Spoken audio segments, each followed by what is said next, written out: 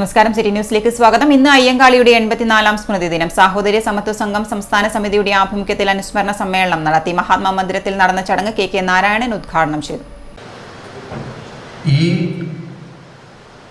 മഹാനായ അയ്യങ്കാളിയെക്കുറിച്ച് വളരെയധികം സമ്പാദിക്കാനുള്ള ഒരവസരം ഇവിടെയുണ്ട്. എന്നാൽ അതിൻ്റെ ആവശ്യമില്ല എന്നുള്ളതാണ് ഞാൻ മനസ്സിലാക്കിയത്. ഈ സദസ്സിലിരിക്കുന്ന എല്ലാവരും തന്നെ എന്നേക്കാൾ ഈ രംഗത്ത് സമുദായത്തിൻ്റെ പുരോഗതിക്ക് വേണ്ടി പ്രവർത്തിച്ചവരാണെന്ന് എനിക്ക് ഒറ്റ നോട്ടത്തിൽ തന്നെ മനസ്സിലാവും. എൻ്റെ തല നനച്ചിട്ടുണ്ടെങ്കിലും ഞാൻ അത് ഒരു സീനിയറൊന്നല്ല. എന്നാൽ എന്നേക്കാൾ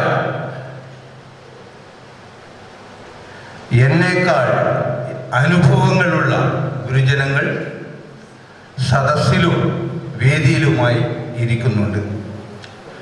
എന്നാലും ഉദ്ഘാടകൻ എന്ന നിലയിൽ മഹാത്മാ അയ്യങ്കാളിയെക്കുറിച്ച് ചുരുങ്ങിയ വരിയിൽ സംസാരിക്കാനാണ് ഞാൻ ഉദ്ദേശിക്കുന്നത്. സംസ്ഥാന പ്രസിഡന്റ് കെ ശശിധരൻ മാസ്റ്റർ അധ്യക്ഷത വഹിച്ചു. B Damodaran master, Venugopalan, K Prabhakaran, N K Vinod master, C H Dineshan, Vasanthi Gopal, Sreedevi Uthradam, Kaleswari teacher, T V Balan, P Rajan, Ushakumari K, Sathyan Narath, Gangadharan C, Devadas Morazha, P Purushothaman എന്നിവർ സംസാരിച്ചു. ടി ഗിരിധരൻ സ്വാഗതവും സജീവൻ പറമ്പൻ നന്ദിയും പറഞ്ഞു. അയ്യങ്കാളി മുന്നോട്ട് വെച്ച വിഷയങ്ങൾ അദ്ദേഹം നമുക്ക് നേടിത്തന്ന പാതയിലൂടെ നമുക്ക് മുന്നോട്ട് പോകാൻ കഴിയുന്നു. ഒട്ടേറെ നേട്ടങ്ങൾ അദ്ദേഹത്തിൻ്റെ പ്രവർത്തന ഫലമായി നമുക്ക് കേരളത്തിൽ ഉണ്ടാക്കിയെടുക്കാൻ കഴിഞ്ഞിട്ടുണ്ട്.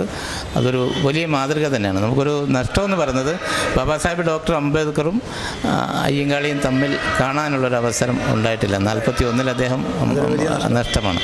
അതൊരു വലിയ നഷ്ടം. അദ്ദേഹത്തിൻ്റെ മുന്നോട്ട് വെച്ച വിഷയങ്ങൾ പലതും ഭരണഘടനക്കകത്ത് കയറി വന്നിട്ടുണ്ട്. പക്ഷേ അവർ തമ്മിൽ കണ്ടിട്ടില്ല എന്നുള്ളതാണ് ഒരു നഷ്ടമായിട്ട്, കേരളത്തിനൊരു നഷ്ടമായിട്ട് മാറുന്നത്.